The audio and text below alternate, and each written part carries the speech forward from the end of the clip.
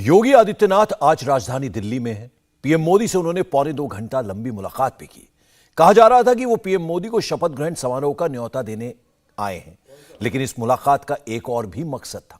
इसकी खबर India TV के पास भी है। देखिए ये रिपोर्ट, योगी मोदी की मुलाकात के मायने क्या है।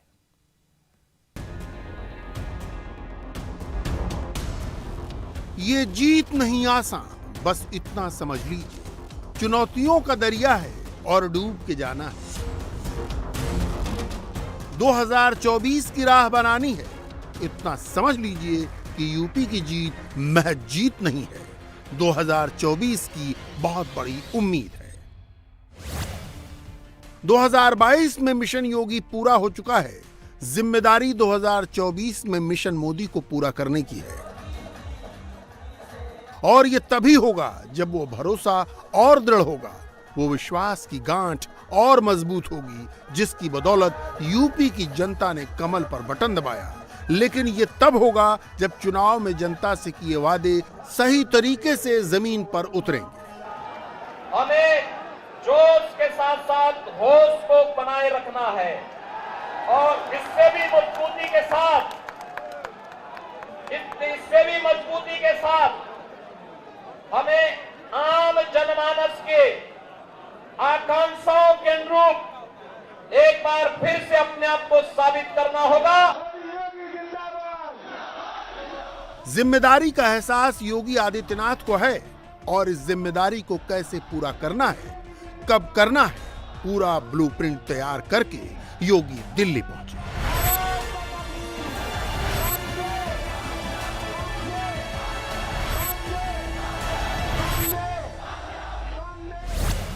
दोपहर 1 बजे संगठन मंत्री बीएल संतोष, दोपहर 3 बजे उपराष्ट्रपति वेंकैया नायडू, शाम 5 बजे प्रधानमंत्री मोदी, शाम 6 बजे पार्टी अध्यक्ष जेपी नड्डा, रात 8 बजे रक्षा मंत्री राजनाथ सिंह, रात 9 बजे गृह मंत्री अमित शाह।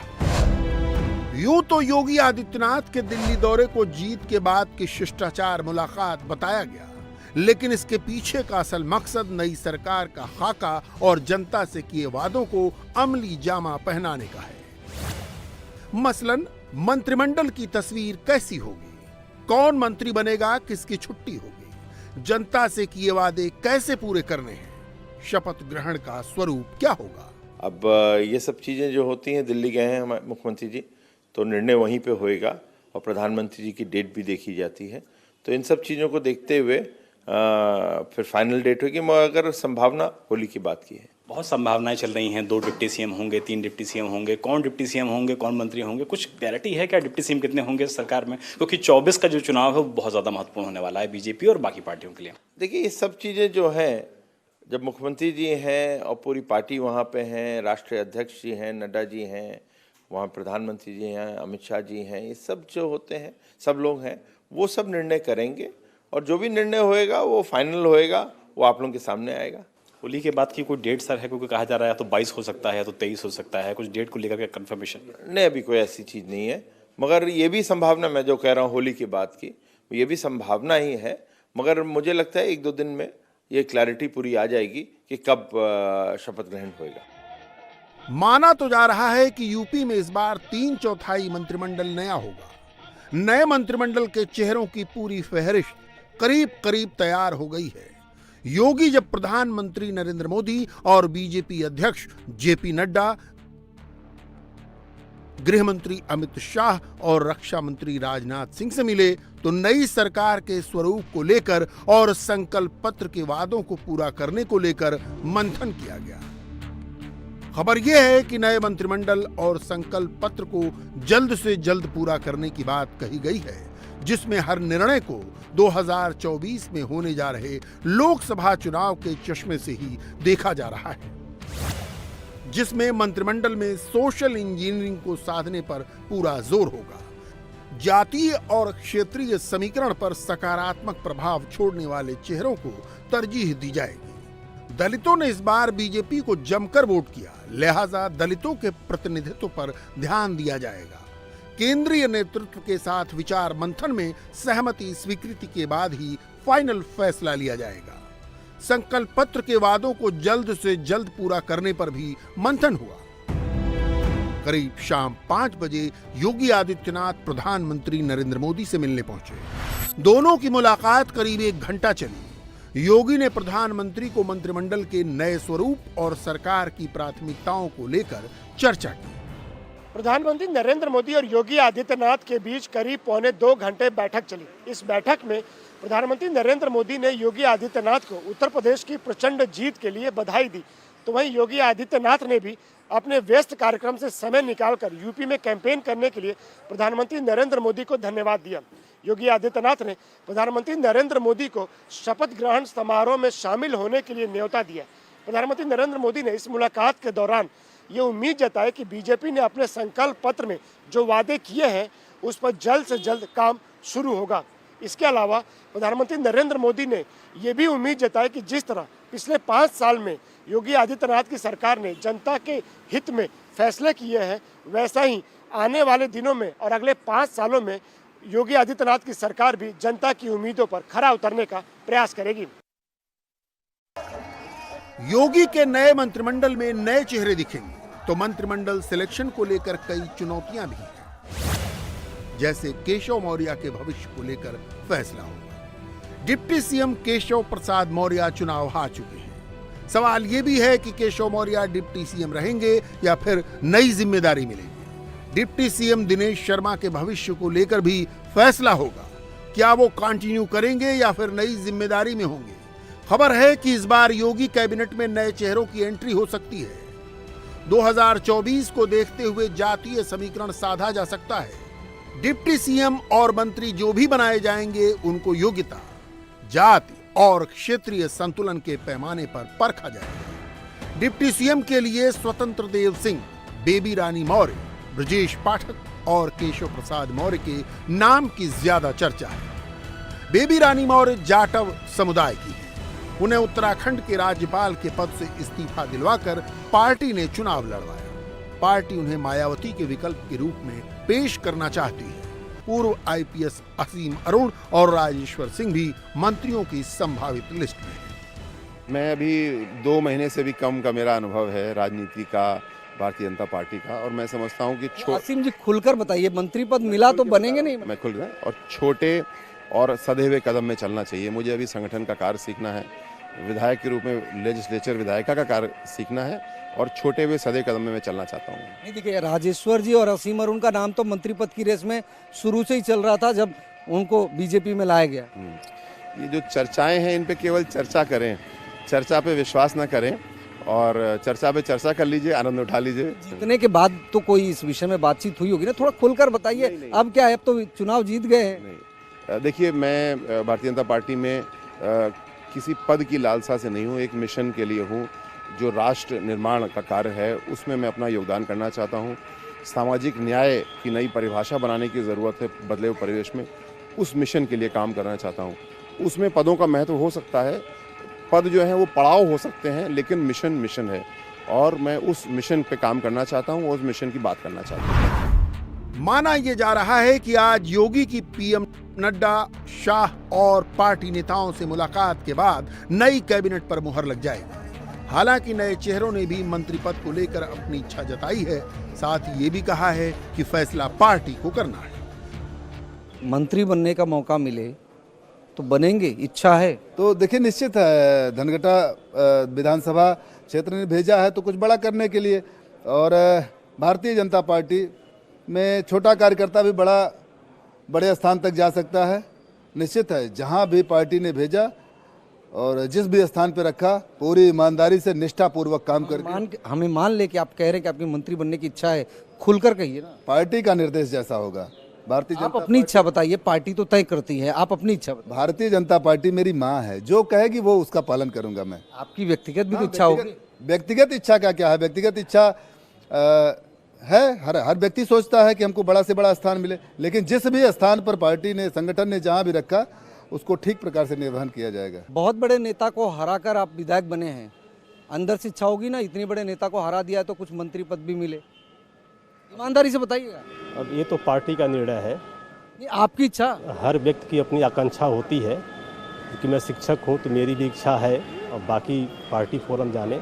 मैं पार्टी के स्कैनिंग मशीन में फिट बैठता हूँ या नहीं बैठता हूँ, ये मामला पार्टी का है। पार्टी फोरम को ये बात बताएंगे या बता दिए? मैंने निवेदन किया है, मैंने आग्रह किया है कि अगर फिट बैठता हूँ तो मेरे भी नाम पे विचार किया जाए। किसकी लॉटरी खुलती है ये देखना होगा, लेकिन योगी सरकार की सबसे बड़ी जिम्मेदारी संकल्प पत्र के वादों को पूरा करने की है। किसानों, महिलाओं, दलितों और युवाओं से जुड़ी किसी एक योजना को पहली ही कैबिनेट में पूरा करने की घोषणा हो सकती है, जिसमें किसानों को सिंचाई के लिए मुफ्त बिजली उपलब्ध कराने, प्रधानमंत्री उज्ज्वला योजना के लाभार्थियों को होली और दीपावली पर एक एक सिलेंडर मुफ्त देने, 60 साल से अधिक आयु की महिलाओं को सार्वजनिक परिवहन में मुफ्त यात्रा, निराश्रित महिलाओं, दिव्यांगों का पेंशन बढ़ाना या अन्य कोई वादे पर फैसला भी हो सकता है। बीजेपी यूपी में जो करेगी उसका रिफ्लेक्शन 2024 के चुनाव में दिखेगा। इसलिए बीजेपी संकल्प पत्र के वादों को जल्द पूरा करना चाहेगी ताकि जनता में भरोसे का मैसेज पहुंचे। बीजेपी ने 2017 के संकल्प पत्र में किए गए किसानों के कर्ज माफी के वादे को पहली कैबिनेट की बैठक में ही पूरा किया था।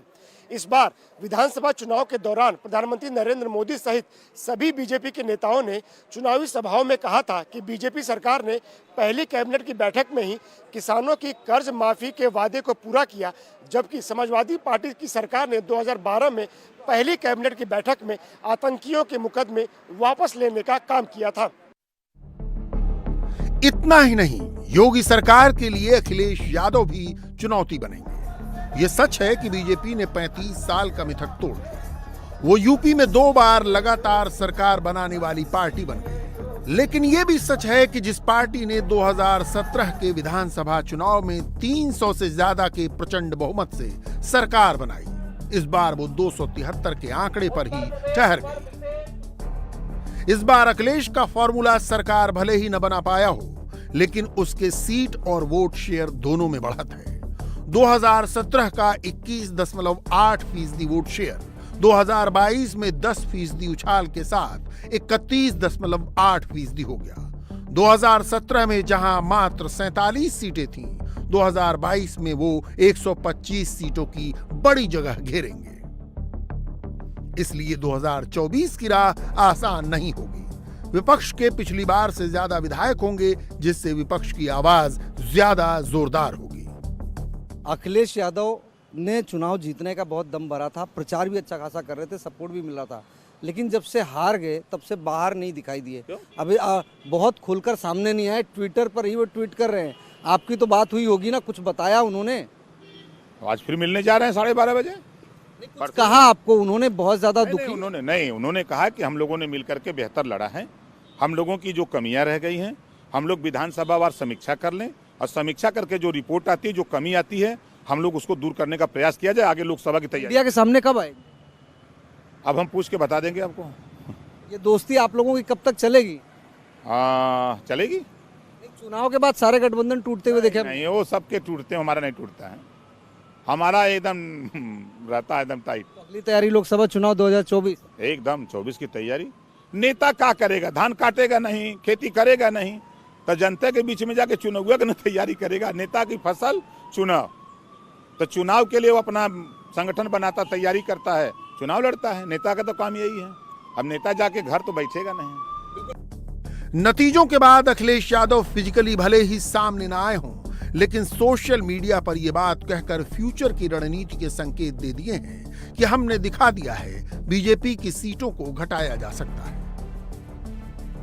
अखिलेश अगर ये बात कह रहे हैं तो 2024 पर उनकी नजर है। विधानसभा चुनाव में कांग्रेस से दूरी और ममता बनर्जी से नजदीकी ने मोदी के खिलाफ नए गठजोड़ की संभावना को और भी बढ़ाया है। ममता बनर्जी जिस तरह राष्ट्रीय राजनीति को लेकर एक्टिव हैं, आने वाले दिनों में नए गठजोड़ के साथ वो बीजेपी को बड़ी चुनौती दे सकती हैं। दीदी ने जिस तरह अप्रैल में होने वाले उपचुनाव में शत्रुघ्न सिन्हा और बाबुल सुप्रियो को लेकर दांव खेला है, उससे भी कुछ ऐसा ही लग रहा है। पश्चिम बंगाल की एक सीट पर लोकसभा उपचुनाव और एक सीट पर विधानसभा उपचुनाव होना है। दोनों सीटों के लिए ममता बनर्जी की पार्टी तृणमूल कांग्रेस ने उम्मीदवारों का ऐलान कर दिया है। पूर्व केंद्रीय मंत्री शत्रुघ्न सिन्हा आसनसोल से लोकसभा उपचुनाव में टीएमसी के उम्मीदवार होंगे और बालीगंज से विधानसभा उपचुनाव के लिए बाबुल सुप्रियो टीएमसी उम्मीदवार होंगे। पिछले साल बाबुल सुप्रियो ने अपनी लोकसभा सीट आसनसोल से इस्तीफा दे दिया था। बाद में बीजेपी छोड़ तृणमूल कांग्रेस में आ गए। अब उन्हीं की खाली हो चुकी सीट पर उपचुनाव होने जा रहा है।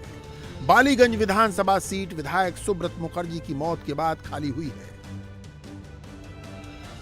दक्षिण कोलकाता की बालीगंज सीट पिछले 3 बार से टीएमसी के कब्जे में है। वहीं शत्रुघ्न सिन्हा 2019 में कांग्रेस के टिकट पर पटना साहिब से चुनाव लड़े थे, लेकिन वहां उन्हें हार का सामना करना पड़ा। इसके बाद पिछले बिहार विधानसभा चुनाव में बेटे को कांग्रेस से टिकट दिलवाया, पर वहां भी हार झेलनी पड़ी। कांग्रेस की लगातार हार के बाद शत्रुघ्न सिन्हा ने टीएमसी का दामन थाम लिया। पंजाब में आज अरविंद केजरीवाल ने जबरदस्त पावर शो दिखाया। विधानसभा चुनाव में जीत के बाद आज केजरीवाल और भगवंत मान अमृतसर की सड़क पर निकले। उनके रोड शो में जीत का जश्न ही नहीं था, शक्ति का प्रदर्शन भी था। केजरीवाल आज पूरे देश में यह संदेश देना चाहते थे कि अब वो दिल्ली और पंजाब में रुकने वाले नहीं हैं। केजरीवाल बार बार ये मैसेज दे रहे हैं कि उनका टारगेट अब बड़ा है। क्या है केजरीवाल का प्लान 250? देखिए इस स्पेशल रिपोर्ट में।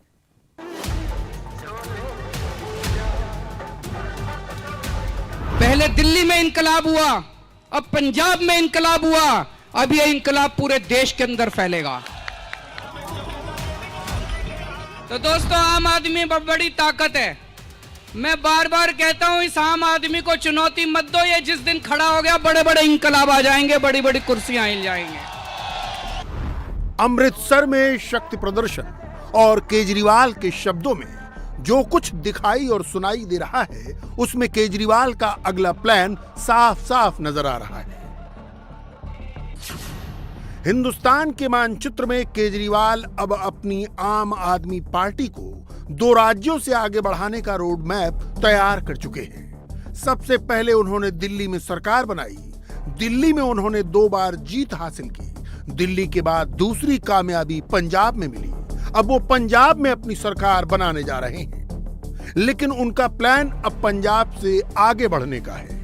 और इस लिस्ट में जो 2 बड़े राज्य हैं, वो हैं हिमाचल प्रदेश और गुजरात। और इसीलिए पंजाब में अपनी जीत की इस पिक्चर को केजरीवाल पूरे देश में घुमाना चाहते हैं। केजरीवाल चाहते हैं कि लोग देखें, समझें और महसूस करें कि अब वो दिल्ली तक सिमट कर रहने वाले नहीं हैं।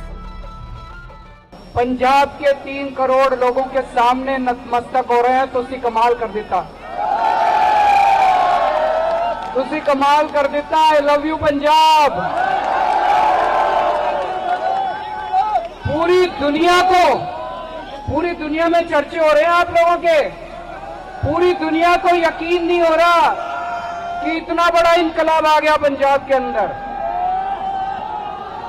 दुनिया वाले ये तो जानते थे कि पंजाबी इंकलाब करते हैं, लेकिन इतना बड़ा इंकलाब, सारे हार गए। पंजाब में आम आदमी पार्टी ने बड़ी जीत हासिल की है, इसमें कोई शक नहीं। पंजाब की 117 सीटों में से 92 सीटें हासिल करना वाकई बड़ी बात है, और वहां कांग्रेस को सिर्फ 18 सीटों तक समेट देना दूसरी बड़ी बात। लेकिन केजरीवाल के ख्वाब बड़े हैं, इसीलिए वो आगे की लड़ाई के लिए डट कर खड़े हैं। पंजाब में जिस दिन आम आदमी पार्टी को जीत मिली, उसी दिन केजरीवाल ने अपने मन की बात खोलकर समझा दी। उन्होंने ये जता दिया कि पंजाब में उनका निशाना सटीक लगा है। अब उनका अगला टारगेट हिमाचल प्रदेश और गुजरात है, जहां इसी साल के अंत में यानी दिसंबर में चुनाव होने हैं। पहले दिल्ली में इंकलाब हुआ, अब पंजाब में इंकलाब हुआ, अब यह इंकलाब पूरे देश के अंदर फैलेगा। जो लोग आज ये टीवी देख रहे हैं, सब लोगों को मैं कहना चाहता हूं, सारी महिलाएं आम आदमी पार्टी ज्वाइन करें, सारे युवा आम आदमी पार्टी ज्वाइन करें, सारे किसान आम आदमी पार्टी ज्वाइन करें, सारे मजदूर, सारे व्यापारी, सारे उद्योगपति सब आम आदमी पार्टी ज्वाइन करें। जीत बड़ी थी, जश्न बड़ा है, और महत्वाकांक्षा उससे भी ज्यादा बड़ी है। इसीलिए केजरीवाल घूम तो पंजाब में रहे हैं, लेकिन इशारा हिमाचल और गुजरात की ओर कर रहे हैं। सबसे पहले दिल्ली और पंजाब के पड़ोसी राज्य हिमाचल की बात करते हैं। हिमाचल प्रदेश में इस वक्त बीजेपी की सरकार है। 68 सीटों वाले हिमाचल में पिछले चुनाव में बीजेपी को 44 सीटें मिली थी। कांग्रेस दूसरे नंबर पर थी, जिसे 21 सीटें हासिल हुई। हिमाचल में बीजेपी और कांग्रेस के बीच सीधी टक्कर होती है। वहां का ये ट्रेंड है कि 5 साल बीजेपी रहती है तो 5 साल कांग्रेस।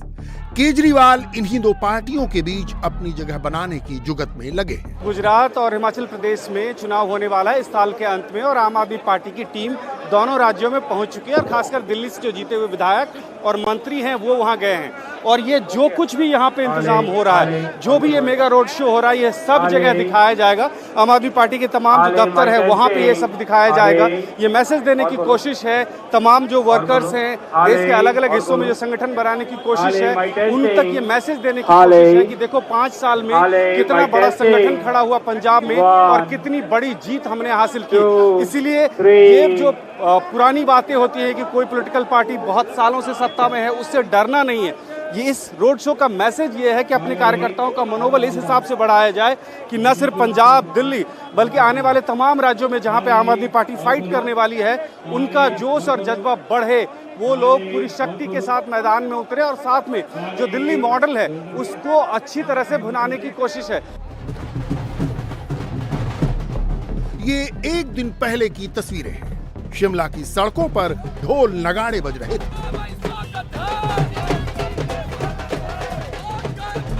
और आम आदमी पार्टी के कार्यकर्ता वहां पंजाब की जीत का जश्न मना रहे थे। केजरीवाल को लगता है कि पंजाब के चुनाव में जिस दिल्ली मॉडल ने उन्हें जीत का स्वाद चखाया, उसका जिक्र हिमाचल में भी होगा।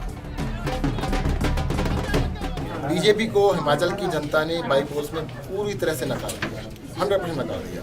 और कांग्रेस को देख लिया आपने, कांग्रेस को पंजाब में नकार दिया, तो अब इस बारी आम आदमी पार्टी को सामने आएगी और मुझे लगता है हिमाचल की जनता जरूर होगी। हिमाचल को लेकर केजरीवाल ने अपने मोहरे बिछाने शुरू कर दिए हैं। मनीष सिसोदिया के करीबी माने जाने वाले आम आदमी पार्टी के रत्नेश कुमार हिमाचल में पार्टी की कमान संभाल रहे हैं। केजरीवाल के मंत्री सत्येंद्र जैन भी वहां माहौल बना रहे हैं, जुलूस निकाल रहे हैं, पार्टी के लिए काडर तैयार कर रहे हैं, पहाड़ पर आम आदमी पार्टी की दस्तक का मतलब समझा रहे हैं। विधानसभा चुनाव से पहले ही आम आदमी पार्टी वहां निगम चुनाव में उतरने की तैयारी कर रही है, जो अगले ही महीने होने वाला है। हिमाचल में आम आदमी पार्टी का फोकस इसलिए है क्योंकि हिमाचल प्रदेश पंजाब से सटा है। केजरीवाल को उम्मीद है कि पंजाब की जीत का संदेश वहां भी जाएगा। केजरीवाल को दिल्ली वाले फॉर्मूले पर जबरदस्त भरोसा है। वो दिल्ली मॉडल को हिमाचल में भी भुनाएंगे। उनके लिए एक और प्लस पॉइंट है, लगातार कमजोर होती कांग्रेस। केजरीवाल की नजर कांग्रेस वाले वोट बैंक पर है। केजरीवाल का प्लान यह है कि नगर निगम का चुनाव लड़कर आम आदमी पार्टी वहां माहौल का अंदाजा लगाएगी, अपने लिए संभावनाएं टटोलने की कोशिश करेगी और उसके बाद साल के अंत में विधानसभा चुनाव में पूरी तैयारी के साथ उतरेगी। पिछले विधानसभा चुनाव में आम आदमी पार्टी यहां नहीं उतरी थी, लेकिन इस बार पार्टी ने ऐलान किया है कि वो हिमाचल की सभी 68 सीटों पर चुनाव लड़ेगी। दिल्ली में हमने काम करके दिखाया, जनता को बताया, पंजाब के अंदर जाके बताया, पंजाब के लोगों ने उस पर वोट दिया है। अब दिल्ली के काम के साथ साथ पंजाब में भी देखिएगा, आने वाले 10 दिनों के अंदर बहुत सारा काम करेंगे। सारे काम हिमाचल में बताएंगे और सिर्फ काम के ऊपर वोट मांगेंगे। हम राजनीति के ऊपर वोट नहीं मांगेंगे। जनता दुखी हो चुकी है राजनीतिकों से, बीजेपी की राजनीति से, कांग्रेस की राजनीति से। एक बार कांग्रेस को वोट देते हैं, एक बार बीजेपी को वोट देते हैं, कुछ काम होता नहीं है। हम काम करने के लिए आए हैं, अभी तक उनका ऑप्शन नहीं था। केजरीवाल के लिए सबसे बड़ा और सबसे कठिन टारगेट है गुजरात। गुजरात में पिछले 27 साल से बीजेपी की सरकार है। देश भर में गुजरात को हिंदुत्व की प्रयोगशाला माना जाता है। सबसे बड़ी बात यह है कि गुजरात प्रधानमंत्री नरेंद्र मोदी का गृह राज्य है। अमित शाह वहां से लोकसभा का चुनाव जीत कर आते हैं और गुजरात में आज भी मोदी की पॉपुलैरिटी सबसे ज्यादा है। पिछले 2 दिनों की तस्वीरों ने पूरे देश को एक बार फिर इसी बात का एहसास भी कराया। मोदी को दिल्ली आए 7 साल से ज्यादा हो गए, लेकिन गुजरात में आज भी पीएम मोदी की एक झलक देखने के लिए लोग सब कुछ छोड़कर घंटों खड़े रहते हैं। ऐसी जगह, ऐसा राज्य जहां की सियासत आज भी मोदी से शुरू होती है और मोदी पर ही खत्म हो जाती है, वहां केजरीवाल को आम आदमी पार्टी के लिए संभावनाएं तलाशना वाकई टेढ़ी खीर तो है। लेकिन केजरीवाल फिर भी तैयारी में लग गए हैं। केजरीवाल ने गुजरात में अपने नेताओं को भेजना शुरू कर दिया है। सौरभ भारद्वाज जैसे पार्टी के भरोसेमंद नेता वहां पहुंच चुके हैं। आम आदमी पार्टी वहां तिरंगा यात्रा निकाल रही है। बहुत जल्द केजरीवाल और भगवंत मान भी वहां जाने वाले हैं। पंजाब में जीत के बाद गुजरात के अहमदाबाद और सूरत में आम आदमी पार्टी के दफ्तर में पटाखे जलाए गए, मिठाइयां बांटी गई। वहां पंजाब की जीत का जश्न मनाकर लोगों के बीच मौजूदगी दर्ज कराने की कोशिश की गई। आम आदमी पार्टी की नजर गुजरात पर इसलिए है क्योंकि पिछले साल सूरत के नगर निगम चुनाव में आम आदमी पार्टी को कई सीटों पर जीत मिली। उसके बाद से ही केजरीवाल की नजर गुजरात पर है। लेकिन यह भी सच है कि निगम चुनाव और विधानसभा चुनाव का समीकरण भी अलग होता है, मुद्दे भी अलग होते हैं और एजेंडा भी अलग होता है। लेकिन केजरीवाल ने अभी अभी पंजाब जैसे राज्य पर विजय हासिल की है, इसलिए हौसला भी बढ़ा है और उम्मीद भी। मेरा ये मानना है, मेरा ये विश्वास है कि आम आदमी पार्टी का जो मॉडल है, जो केजरीवाल मॉडल ऑफ गवर्नेंस है, उसकी ओर हिंदुस्तान का एक एक शख्स बड़ी उम्मीद से देख रहा है। केरल से लेकर कश्मीर तक, असम से लेकर गुजरात तक, हर जगह आम आदमी पार्टी के केजरीवाल मॉडल ऑफ गवर्नेंस की जरूरत है। और मुझे लगता है कि आने वाले समय में आम आदमी पार्टी जो आज एक नेशनल पॉलिटिकल फोर्स बन के उभरी है, एक बहुत बड़ी राजनीतिक शक्ति राष्ट्रीय स्तर पे बन के उभरी है, ये पार्टी आने वाले समय में कांग्रेस की नेशनल और नेचुरल रिप्लेसमेंट बनकर अपना काम करेगी। केजरीवाल के मन में इस वक्त क्या चल रहा है वो उनके शब्दों से ही नहीं, उनके ट्वीट से भी जाहिर हो रहा है। खुद केजरीवाल और उनकी आम आदमी पार्टी ने पिछले 3 दिनों में जितने भी ट्वीट किए, उसका इशारा सिर्फ ये है कि वो अब देश के दूसरे राज्यों में फैलना चाहते हैं। लेकिन यहां ये नहीं भूला जा सकता कि केजरीवाल की पंजाब की जीत के चर्चे तो खूब हो रहे हैं, लेकिन यूपी, गोवा और उत्तराखंड को लेकर पार्टी के लोग चुप्पी साध जाते हैं। आम आदमी पार्टी ने इस बार यूपी, उत्तराखंड और गोवा में भी चुनाव लड़ा था, लेकिन इन तीनों राज्यों में पार्टी की परफॉर्मेंस पंजाब के मुकाबले बेहद खराब रही। केजरीवाल चुनाव के दौरान कहते भी रहे कि यूपी में तो वो इस बार अपना संगठन मजबूत कर रहे हैं, लेकिन सवाल यह है कि जब यूपी जैसे राज्य में केजरीवाल के लिए फिलहाल जगह बनती नहीं दिखती, तो मोदी के गुजरात में उनके लिए कितनी संभावनाएं होंगी। यहां मोदी तो छोड़िए, हिंदुत्व के एजेंडे पर चलने वाले सारे बड़े चेहरे कैंपेन में उनके सामने खड़े होंगे। लेकिन एक बात दिलचस्प है, केजरीवाल इन दिनों बार बार मंदिरों में नजर आते हैं, गुरुद्वारे में जाते हैं, दिल्ली वालों को भगवान राम की अयोध्या के दर्शन कराने की बात करते हैं, पंजाब में जीत के बाद ये बताना नहीं भूलते कि वो बजरंग बली के दर्शन करके आए। मैं अभी हनुमान जी के मंदिर से आ रहा हूं, उनका आशीर्वाद लेने के लिए गया था, उनका आशीर्वाद लिया और मुझे पूरी उम्मीद है कि आने वाला समय भारत का समय है और भारत दुनिया का नंबर 1 देश बनने से अब कोई नहीं रोक सकता। दोस्तों, भारत माता की इनकलाब, इनकलाब। पंजाब में जीत के बाद केजरीवाल का कद बढ़ा है।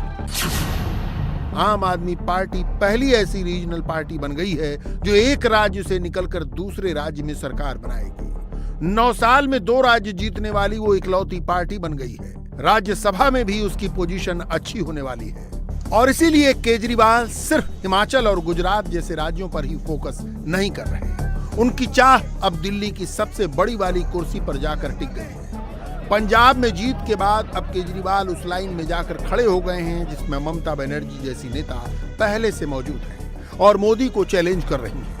All political parties who wants to fight BJP, they must work together. Congress को ऊपर डिपेंड करके कुछ नहीं चलेगा कि Congress was earlier, they captured the all of throughout the country, through their organization, but now they are not interested. They are losing this credibility. Modi को चुनौती देने की कोशिश तो केजरीवाल ने 2014 के लोकसभा चुनाव में भी की थी, जब वो पीएम मोदी के खिलाफ वाराणसी लोकसभा सीट से चुनाव में उतर गए थे। उस चुनाव में क्या हुआ था वो बताने की जरूरत नहीं है, लेकिन अब एक बार फिर केजरीवाल की उम्मीदें बढ़ी हैं और 2024 की लड़ाई से पहले वो गुजरात और हिमाचल में जोर आजमाइश की तैयारी में है। पंजाब के इस पूरे शक्ति प्रदर्शन से उनकी पूरी कोशिश इसी विन विन पिक्चर को सामने रखने की है। इंडिया टीवी हर वक्त हर जगह डाउनलोड करने के लिए सर्च करें India TV news Google play store या ऐप स्टोर पर।